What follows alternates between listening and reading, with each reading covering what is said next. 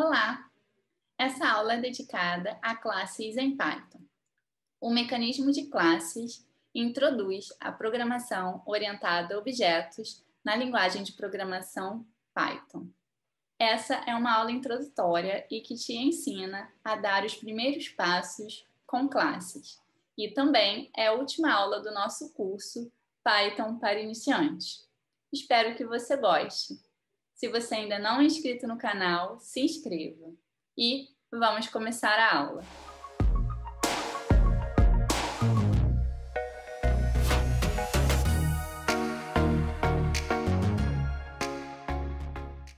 Bom, iremos começar a nossa aula sobre classe, definindo aqui uma função. Se você ainda não viu a minha aula sobre função em Python, eu recomendo que você veja esse vídeo primeiro. O link está aqui no tag e também na descrição do vídeo. Vamos, então, definir a nossa função aqui com o nome soma, que recebe duas variáveis. Dentro de soma, eu vou criar uma variável interna chamada var1, que recebe o valor de A, e var2, que recebe o valor de B. Vou criar uma terceira variável interna desta função soma, que irá somar var1 mais var2. E esta função irá retornar o valor calculado para var_sai. Vamos, então, chamar a função soma aqui no programa principal. Então, eu vou armazenar o resultado, dessa função, o que a soma está me retornando, na variável x. Então, x recebe soma 4,5 e vou imprimir aqui o valor de x. Agora, se eu quiser recuperar, por exemplo, os valores de var1 e var2, eu não vou conseguir. Então, eu vou mandar imprimir aqui. Ele vai dizer que var1 não existe, não foi definido, e var2 também não. Dito isso, vamos criar, então, a nossa primeira classe.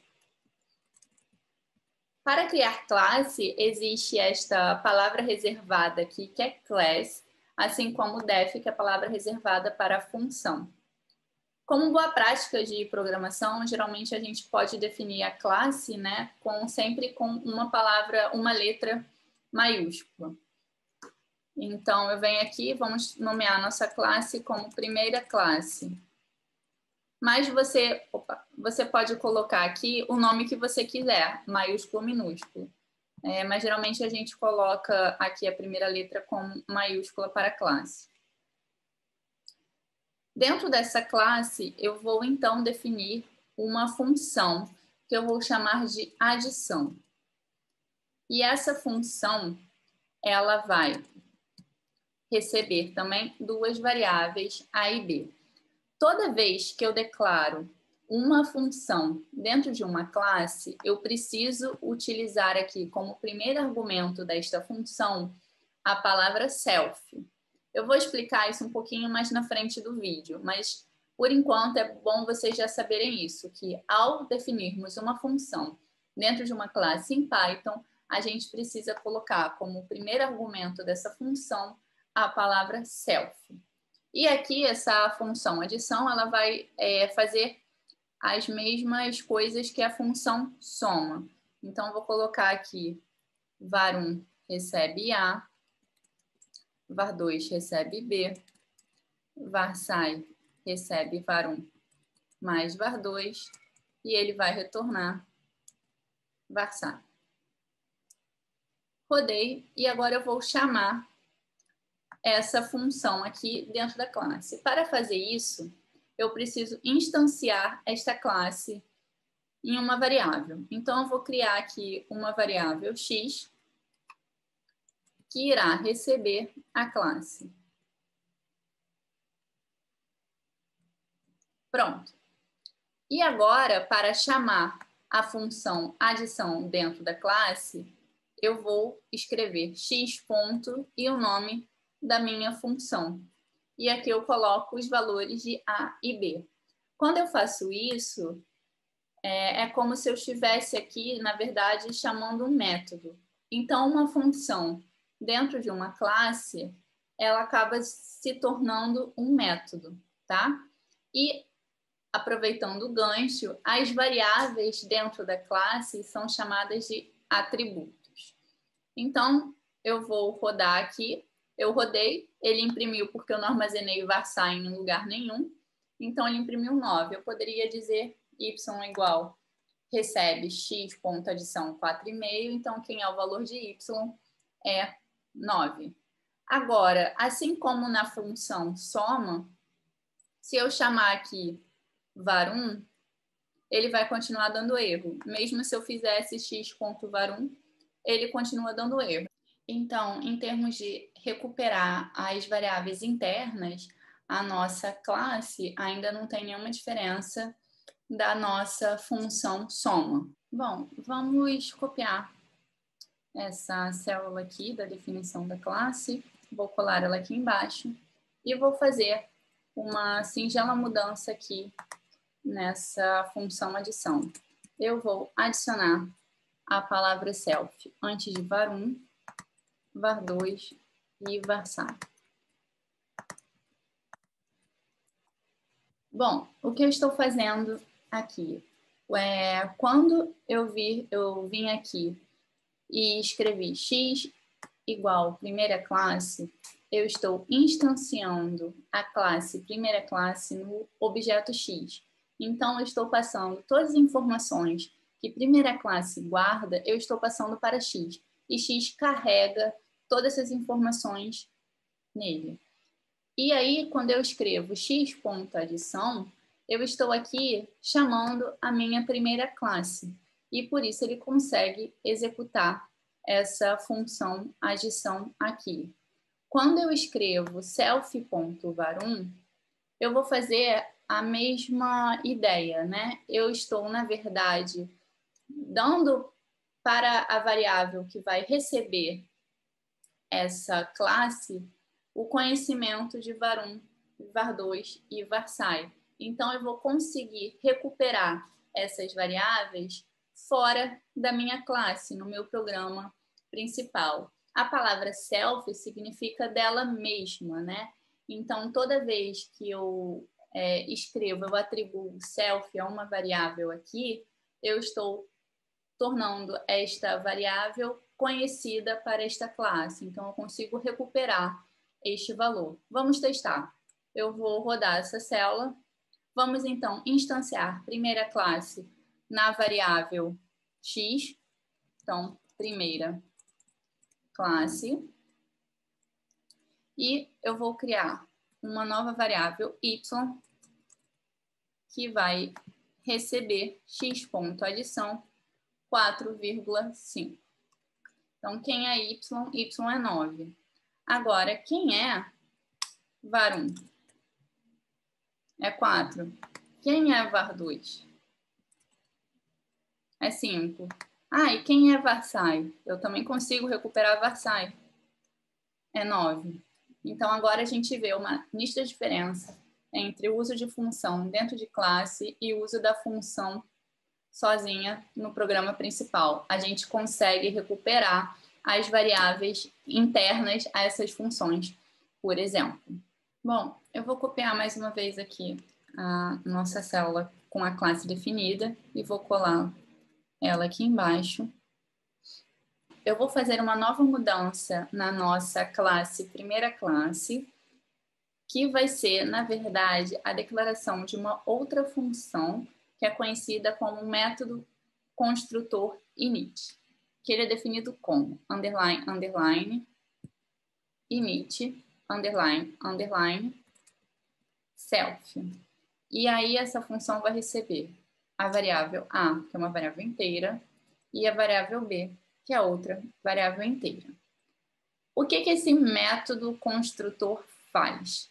Na verdade, aqui eu vou declarar as variáveis que eu quero que sejam conhecidas e sejam utilizadas por mais de uma função declarada dentro da minha classe, primeira classe. Então, eu vou vir aqui e vou escrever self.var1 recebe A, self.var2 recebe B. E eu tiro essas duas declarações daqui. Logo, a minha função adição, ela não precisa receber nenhuma variável de entrada. Por quê? Porque ela já vai fazer uso das variáveis var1 e var2 por conta da minha função init. Então, se eu quiser aqui depois, né, criar uma outra função, multiplicação, que vai multiplicar as variáveis var1 e var2, eu consigo utilizá-las também dentro dessa nova função. Por quê? Porque essas duas variáveis, elas estão escritas dentro deste método construtor. Vamos fazer um teste aqui. Novamente, vamos instanciar x, primeira classe. Agora, quando eu escrever primeira classe, eu preciso já escrever os valores de A e B, tá? Então, aqui eu venho e coloco 4 e 5. Quando eu chamo adição, ele já faz a conta aqui e eu não insiro nenhuma variável de entrada. Mas, novamente, se eu quiser recuperar var2, por exemplo, eu recupero. E se eu quiser recuperar var_sai, eu também recupero. Então, vamos agora fazer esse teste, tá? Eu vou escrever aqui uma nova função, multiplicação self. E aqui eu vou ter um self var_sai2, que vai receber, né, self var1 vezes self var2. E ele retorna esse self var_sai2. Rodei e agora eu vou rodar novamente. Então, x ponto multiplicação, e ele multiplica 5 por 4. 4 por 5, né? Não importa a ordem. Então, eu venho aqui, se eu quiser recuperar var_sai2, ele também retorna o valor 20. Bom, uma outra mudança que podemos fazer na nossa classe, primeira classe, em vez de a gente dizer aqui, especificar os tipos das variáveis de entrada dessa classe, a gente pode atribuir valores a essas variáveis. Por exemplo, o A recebe 4 e o B recebe o valor 5. Então, ao rodar novamente aqui, deixa eu tirar, eu não preciso mais passar nenhuma variável para cá. Então, quem é x ponto adição é 9. Então, x var1 e x var2. Aí ele entende que é o 4 e o 5, que são os valores default. Agora, se eu quiser alterar os valores A e B, por exemplo, se eu quiser dizer, na verdade, que o meu A agora vai ser 10 e o meu B vai ser 12, basta eu colocar eles aqui como argumentos de entrada. Então, ele já vai somar. Então, agora o meu x var1 é 10 e meu x var1 é 12. Agora, se eu não disser nada aqui, ele assume os valores default, que são A igual a 4 e B igual a 5. Bom, eu vou copiar aqui a nossa célula classe, primeira classe, e vou colá-la aqui embaixo. Vamos adicionar uma nova função dentro dessa classe. Eu vou chamar essa função de tudo junto. E ela não vai ter nenhuma variável de entrada, né? Essa função ela vai ter uma saída que vai armazenar o retorno da função adição. Então, essa função tudo junto, ela irá fazer a chamada de outra função pertencente à classe primeira classe. Quando eu faço isso, eu não posso simplesmente escrever aqui adição. Eu preciso escrever self.adição. Como ele retorna uma variável var_sai, essa variável var_sai vai ser armazenada aqui em var1. E var2 será self.multiplicação. E esse tudo junto vai retornar var1 e var2. Então, vamos instanciar a classe primeira classe. Então, eu vou criar outra variável v, vai receber primeira classe, onde o var1 e o var2 aqui, né? Então, v var1 e v var2 são os valores de default, 4 e 5, e eu vou chamar o método, lembrando, né, que o método é uma função dentro de uma classe, né? Então, aqui, tudo junto, ok. Quando eu rodo, ele retorna os valores de var underline 1 e var underline 2. Bom, assim eu encerro a aula de hoje e encerramos também o curso Python para iniciantes. O próximo vídeo já vai ser referente ao curso de visualização gráfica em Python. Espero que você tenha gostado dessa aula. Se gostou, não deixe de curtir o vídeo e te vejo na próxima aula.